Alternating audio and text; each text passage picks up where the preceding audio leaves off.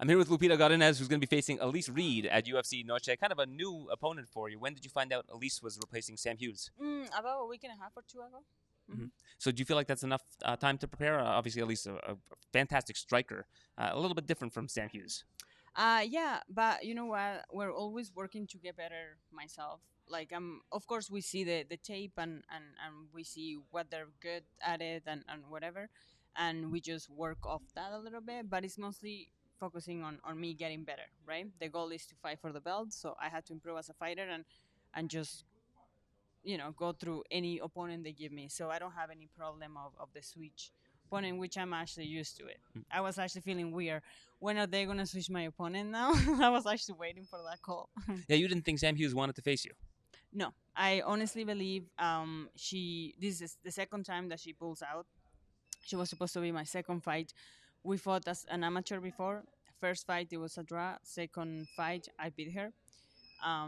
And yeah, I do believe she didn't want to fight me, and she doesn't want to fight me. So she go hurt or whatever, and yeah, but it's okay. I saw another interview that you did where you said you believe at Lobo's gym, that's where you're going to become a champion. So why has the level been picked up that much for you where you have this new sense of confidence? Yeah, well, the fighters, look at Alexa, look at, we have so many fighters from other organizations that they are already champions, and they're working their way to come to the UFC. We have Diego Lopez, we have Alessandro, we have the great the great coaches that we have there, and every day is grinding, every day is actually like fighting and training really hard, and everyone is like so tuned with each other, and we actually like we really help each other to grow and to improve, and I'm just really happy to be there. You came over here and you started speaking in Spanish to me. So I guess you're used to speaking Spanish now on a day-to-day basis again? Yeah, I've been talking Spanish to everyone, and they speak to English. Like, well, I'm like, oh my gosh, I'm so sorry. Like, it's just hard to be back and forth, and I spent the 8 weeks there, and it was great. I love it, absolutely love it, and yeah. What's the biggest difference for you? Is it just the amount of people in the room? The amount of people in the room, the level in the room, the competition in the room. Training with Alexa is great. We've been friends now, like from before, so now to be part of that team is just great. It's a dream come true. I used to follow her actually when she was in Invicta with Irene, and when I was watching them, I was like, oh my gosh, like they're Mexicans. She was 115 at the time. She's 115er. This is great. I can do this. Like she was one of my like someone that I was watching a lot. And then I messaged. I don't know if you know the story, but I messaged the coaches, and they didn't answer until a month or two later.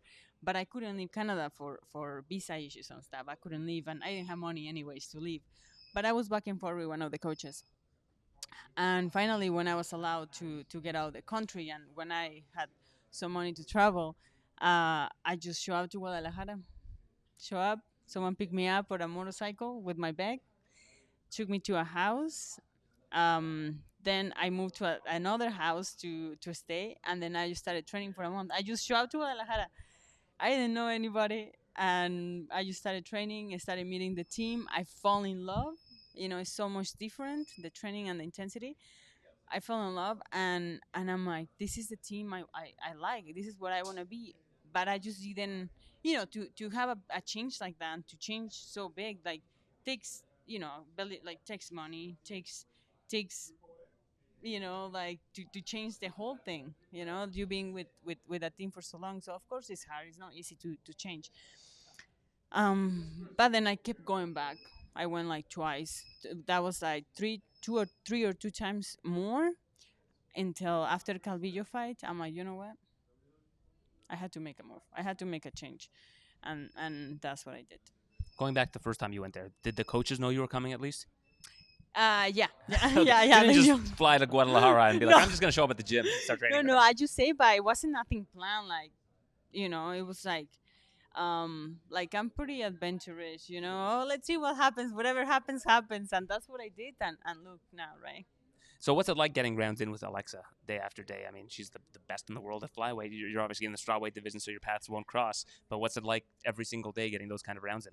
Just imagine, just imagine. I have learned so much. We both have grown so much with each other, right? I have so much to give her, and she has so much to give me, and it's a fight. We're fighting, and then we love each other after. Like, let's go for, it's great. We're good friends, and the amount of training that we did together is amazing. I was talking to her about you earlier, and she just glows when I bring you up. It seems like you're really giving her a good run in the gym and helping her preparation.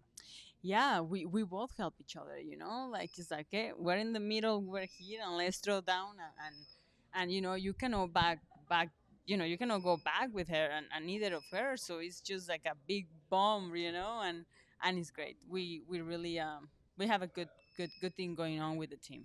Now, with Elise Reed, I imagine that the plan isn't necessarily just to throw down. I'm thinking you're probably going to be utilizing your wrestling if you can in this fight. Honestly, I'm not scared to stand with her. I'm not scared to do anything with her. I do believe I'm I'm better, and I'll show it.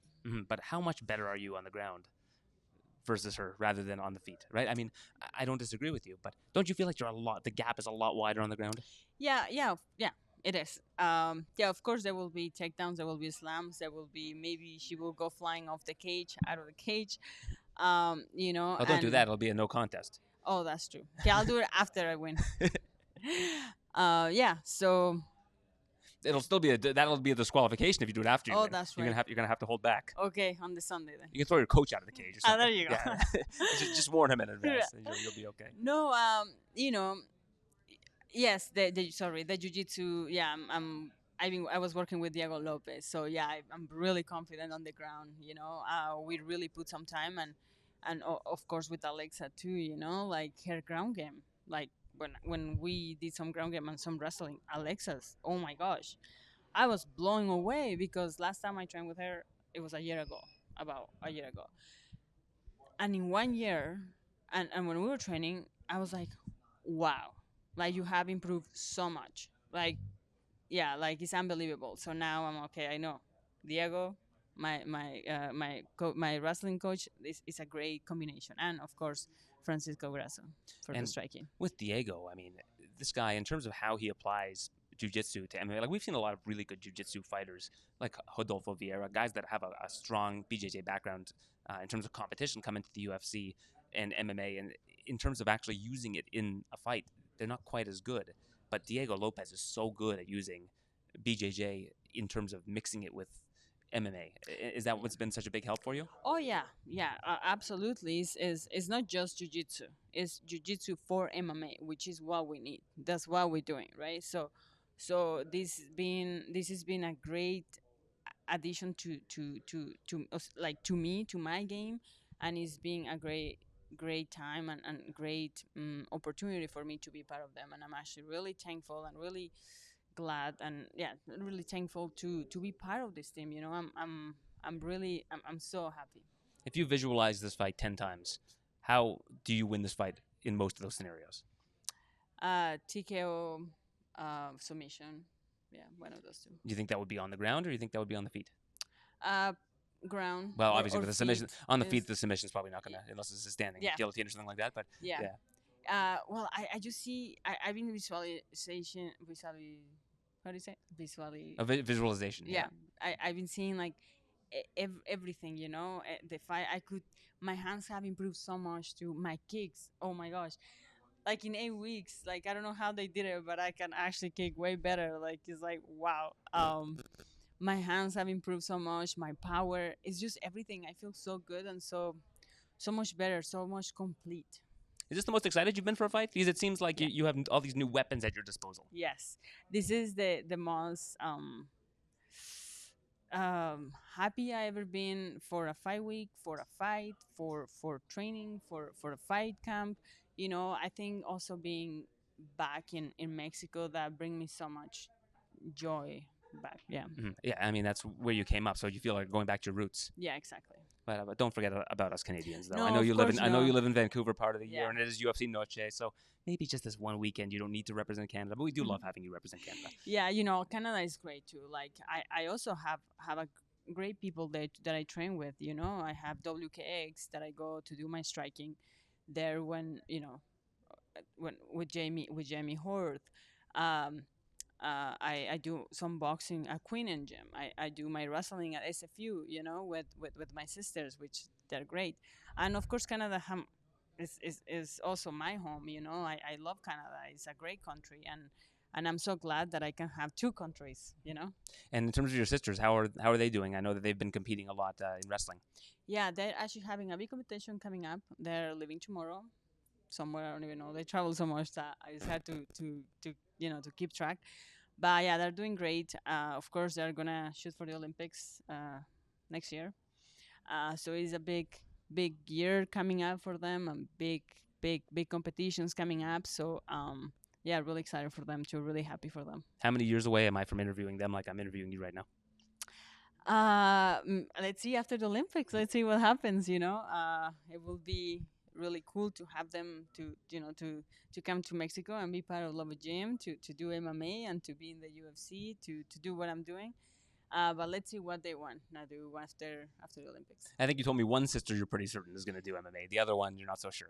Yeah, exactly. Like I'm gonna bring them both, see what they think, if they want to do it, and then go from there. Right? It's kind of a sink or swim situation, but either way, I Mhm. hope that they both enjoy it. And Yeah. I always love speaking with you. Looking forward to more of your success on Saturday. Thank you very much.